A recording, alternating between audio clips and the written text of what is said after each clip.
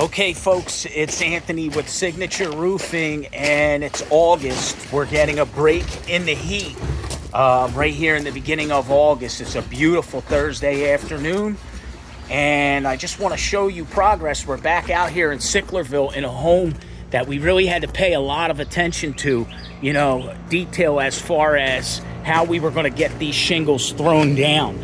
All this stuff that you see here was up against the wall of the home. So we had to get that protected, right? We wanted to throw down minimal back here. The homeowners have 3 large dogs. They also have a coop back here where they're raising chickens. So we didn't want to disturb the chicken as much as possible. And we also didn't want to have to clean up a whole great deal of mess back here with the dogs to consider. But as you can see, the time is now just past 9 o'clock. The back side of the roof on the upper main is completely torn off, and you'll notice there are no shingles except what I showed you up on the deck that came down on the back side. And that's when you have pros that really pay attention to detail. We knew about all of these concerns with the pets. There's also I don't know if that's considered a terrarium, but a little environment over here for a turtle that had to be completely unscathed. So first thing we did in that entire area was line it with a brand new tarp that's never had roofing materials on it. That whole area is out, is lined out in new tarp. And then we covered the outside, so whatever we throw down, we'll be able to pick up off of our stuff. So the chickens and the turtle will be unscathed. The dogs, I'm sure, are anxious to get out in the yard, and we're going to get those tarps up and the yard back together as soon as possible. But I want to show you first what's going on the roof before they start putting on underlayments. Our first phase is completed. We have essentially torn off the majority of the roof. We're just getting the remainder of one side of the garage torn off, and I'm going to take you top side so that you can see exactly what's going on with this roof deck and the sheathing.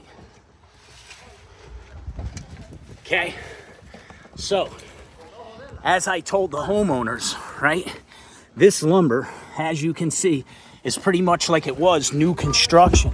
We're not going to have any issues whatsoever with the condition of the sheathing, and I've torn off enough of these homes to know that. An added benefit, this home had drip edge, so that was a pain, to tear off.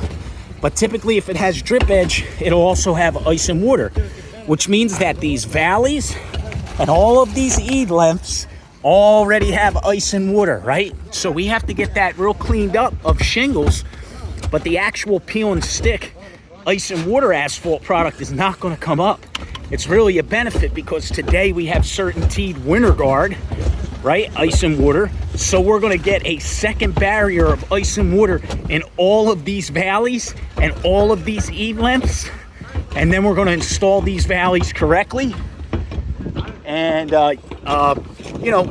it'll be just an added benefit that ice and water was already installed, prior during the original build. So if you check that out again, you'll see the valleys, the eave lengths are already decked out in ice and water. We have an additional 4 rolls, and our lumber everywhere topside is in great shape, like new construction. Nowhere that needs any attention to sheathing. Phase 1 complete with almost complete with no disasters. It's about 9:15. Again, the only shingles that we have to pick up were all thrown, even from the backside over to this front. So you can see Nico hard at work down there. I've been going barrel for barrel with him. We'll get the front of the property cleaned up. We had this beautiful fig tree that we had to really protect and make sure that we took care of. It survived. Everything is in great shape. So we'll finish getting cleaned up and get back to you once underlayments are completely installed.